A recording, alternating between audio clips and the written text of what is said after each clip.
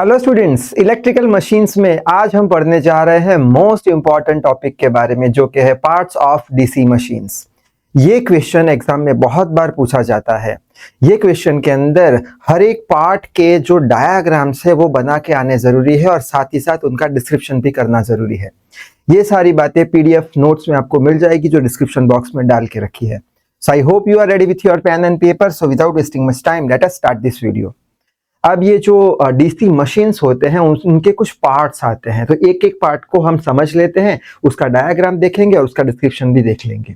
तो सबसे पहला जो पार्ट आता है उसे बोलते हैं फ्रेम या फिर यॉक। ये जो पार्ट होता है वो डीसी मशीन के सबसे बाहर का पार्ट होता है, सबसे बाहर का ऐसा कुछ पार्ट दिखता है।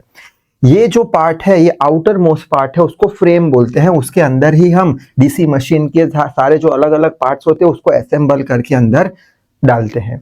यहाँ पे ऊपर की साइड पे ऐसे दो हुक्स हमें देखने को मिल रहे हैं जिसे बोलते हैं लिफ्टिंग आई। ये लिफ्टिंग आई की हेल्प से हम ये जो डीसी मोटर है उसको उठा सकते हैं, जहां पे रखना है वहां पे रख सकते हैं।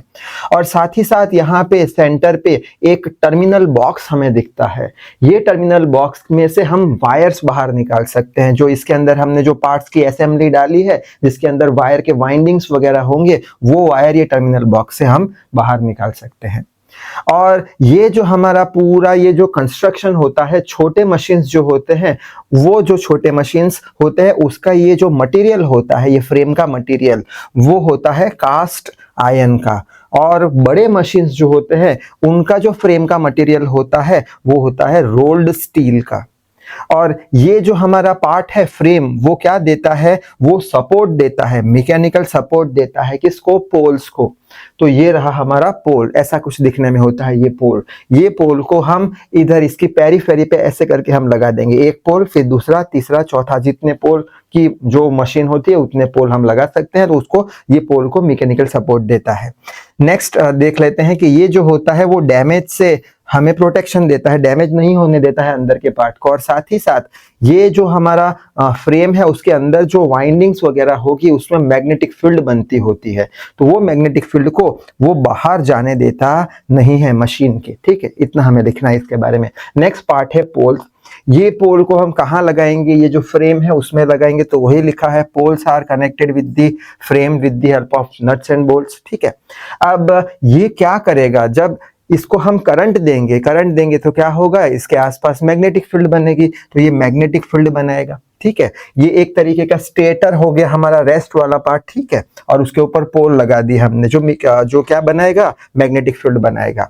और ये जो हमारा पोल है उसका ऐसा कर्व्ड शेप होने के कारण ये जो है वो यूनिफॉर्म मैग्नेटिक फील्ड बनाएगा। यूनिफॉर्म मैग्नेटिक फील्ड यानी जितनी भी फील्ड लाइन होगी वो एक दूसरे से पैरेलल होगी और इक्वल डिस्टेंस पे होगी, उसको बोलता है यूनिफॉर्म मैग्नेटिक फील्ड बनाएगा। तो वही लिखा है, कर्व्ड शेप है इसलिए यूनिफॉर्म मैग्नेटिक फील्ड बनाता है। अब ये जो पोल है वो लैमिनेटेड होते हैं। लैमिनेटेड यानी क्या, एक इतना ही टुकड़ा कंस्ट्रक्ट किया जाता है। ठीक है, ऐसे बहुत सारे टुकड़े कंस्ट्रक्ट करके इंसुलेटिंग मटेरियल लगा के उनको चिपकाए जाते हैं, जिससे करके एडी करंट का लॉस कम हो। तो वही बात यहाँ पे लिखी है। आगे बढ़ लेते हैं, नेक्स्ट पार्ट को देख लेते हैं। पोल हमने देख लिया अभी। अब पोल के ऊपर जो हम वाइंडिंग करते हैं उसे हम फील्ड कॉइल या फील्ड वाइंडिंग बोलते हैं। ये पोल हमने अभी देखा, ये पोल, ये जो यहाँ पे है हम वाइंडिंग करते हैं, पूरा ऐसे वाइंडिंग करते हैं रेक्टेंगुलर पोर्शन में कॉपर की इंसुलेटेड वायर से। ठीक है, तो वही लिखा है, there are wounded insulated copper wires on the pole shoe. और जब भी इसमें से करंट पास होता है, ये स्टार्टिंग हो गया, ये एंडिंग हो गया, जब भी करंट इसमें से पास होता है तो वो मैग्नेटाइज बन जाता है। ठीक है, यानी मैग्नेट बन जाता है और साथ साथ फ्लक्स भी प्रोड्यूस करता है। और ये जो है वो जो हमारा रोटर होता है जो अंदर हम रखने वाले हैं, अभी हमने क्या देखा था, अभी हमने देखा था फ्रेम पे यहाँ पे पोल लगा दिए, पोल में से करंट पास किया तो वो मैग्नेट बन गया। अब अंदर जो है हम जो रोटर लगाएंगे जिसे आर्मेचर बोलते हैं, उसको क्या करता है, उसको ईएमएफ उसमें इंड्यूस कराता है रोटर को, आर्मेचर यानी रोटर। ठीक है, अच्छा, और इसकी जो वाइंडिंग होती है वो जो हमारे रोटर की वाइंडिंग होती है उसके साथ सीरीज में होती है या फिर पैरेलल में होती है, तो वही बात यहाँ पे लिखी है। आगे बढ़ लेते हैं, आर्मेचर कोर की बात करते हैं, यानी कि हमारा रोटर। ठीक है, तो रोटर या फिर आर्मेचर कोर दिखने में कैसा होता है, ऐसा सिलिंड्रिकल शेप का होता है और जिसमें स्लॉट बनाए गए होते हैं। ठीक है, और ये कैसा होता है, मशीन का रोटेटिंग पार्ट होता है, जिसे रोटर बोलते हैं, तो rotating part of the machine होता है। और ये जो स्लॉट्स हमें दिख रहे हैं उसमें वाइंडिंग की जाती है, on the slots windings are made, ठीक है। और यहाँ पे जो हम एक होल दिख रहा है वो होल में से हम शाफ्ट अंदर इंसर्ट करेंगे और बाद में ये जो हमारा की वे दिख रहा है, ये छोटा सा पोर्शन, ये की वे दिख रहा है, वहां पे हम की इंसर्ट करके वो शाफ्ट को लॉक कर देंगे जिससे शाफ्ट निकल ना पाए। तो ये लिखा है की वे की inserted inside the key lock to lock, ठीक है। फिर ये जो हमारे होल्स दिख रहे हैं, यहाँ पे छोटे छोटे होल्स दिख रहे हैं, इनको बोलते हैं एयर होल्स। एयर होल्स क्या करते हैं कि जब मोटर अंदर घूमता है तो क्या होता है, रेजिस्टेंस क्रिएट होता है एयर की वजह से या फिर बेरिंग की वजह से, जिसके कारण हीट प्रोड्यूस होता है करंट की वजह से भी, I/R के हिसाब से। तो इसको हीट होने नहीं देता, जो भी हीट होती है होल में से एटमॉस्फेयर में निकाल देता है, डिसिपेट कर देता है। तो यही बात यहाँ पे लिखी है।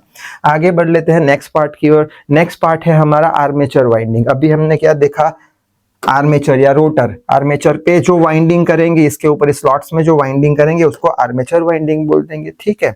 और ये जो आर्मेचर वाइंडिंग है उसका मेन फंक्शन ये होता है कि अपने में ईएमएफ को इंड्यूस कराना। जो भी पोल ने जो ईएमएफ दिया है वो ईएमएफ को अपने अंदर इंड्यूस कराना और करंट बनाना। तो वही बात लिखिए, मेन फंक्शन इसका ये होता है। और आर्मेचर वाइंडिंग जो होता है वो कहाँ पे किया जाता है, आर्मेचर के स्लॉट में किया जाता है, देख लिया हमने। और आर्मेचर वाइंडिंग के दो टाइप आते हैं। ऐसा जो शेप होता है उसको वेव वाइंडिंग बोलते हैं और ऐसा जो शेप होता है उसको लेफ्ट वाइंडिंग बोलते हैं, ठीक है। अच्छा, आखिरी नेक्स्ट पार्ट पे जाते हैं, कम्यूटेटर एंड ब्रशेस। कम्यूटेटर का मेन काम क्या होता है, यहाँ पे ये जो पोर्शन है ना, ये वाला पोर्शन इसको कम्यूटेटर बोलते हैं। कम्यूटेटर का मेन काम क्या होता है, वो जो एसी करंट होता है उसको डीसी में कन्वर्ट कर देता है, ठीक है। और ये जो कम्यूटेटर होता है उसके अंदर बहुत सारी कॉपर की स्ट्रिप्स होती है, देख सकते हैं कॉपर की स्ट्रिप, और दो कॉपर की स्ट्रिप के बीच में माइका नाम का एक इंसुलेटर रखा जाता है। तो ये दो कॉपर की स्ट्रिप, एक कॉपर की स्ट्रिप, दूसरी कॉपर की स्ट्रिप, और बीच में ये माइका नाम का इंसुलेटर लगाया जाता है। तो और ऐसा क्यों किया जाता है, क्योंकि ऐसा करने से एडी करंट का लॉस कम हो जाता है, ठीक है। तो ये लिखा है, it is made with copper strip separated by mica insulator to reduce the eddy current loss. अब ये जो कम्यूटेटर है वो क्या करता है, सिंपली करंट को रिसीव करता है, ठीक है, सिंपली करंट को कलेक्ट करता है, रिसीव करता है, और बाद में ये दो ऐसे पोर्शन दिख रहे हैं हमें, ये पोर्शन, ये दो ऐसे पोर्शन जिसको बोलते हैं ब्रशेस, जो कार्बन के बने होते हैं, सिंपली करंट को कलेक्ट करके ब्रशेस को दे देता है। और ब्रशेस जो होते हैं ब्रश बॉक्स में रखे गए होते हैं। तो यही बात यहाँ पे लिखी है। और लास्ट पार्ट हम लिख लेंगे बेरिंग्स। बेरिंग दिखने में ऐसा कुछ होता है। बेरिंग का मेन काम क्या है, फ्रिक्शन को रिड्यूस करना होता है, ऑपरेशन को स्मूथ बनाता है और शाफ्ट को सपोर्ट देता है। यानी यहाँ पे बीच में से हम शाफ्ट डालेंगे अंदर यहाँ पे, तो शाफ्ट को सपोर्ट कर देगा। बेरिंग के पास बेसिकली तीन पार्ट होते हैं। पहला पार्ट होता है आउटर हॉलो सिलेंडर, ये बाहर का हॉलो सिलेंडर है। दूसरा पार्ट है इनर हॉलो सिलेंडर, ये अंदर का इनर हॉलो सिलेंडर है। आउटर और इनर हॉलो सिलेंडर के बीच में ये जो गैप दिख रही है हमें, वो गैप के अंदर मेटालिक बॉल को रखा जाता है। वो मेटालिक बॉल को बॉल बेरिंग बोलते हैं। और ये जो हमारा होल होता है उसमें से हम शाफ्ट को इंसर्ट कर देते हैं। तो यहां तक लिख के आने पर हमें एग्जाम में फुल मार्क्स मिल जाएंगे। तो इस वीडियो में से इतना ही। Till then read hard work hard. Thank you very much.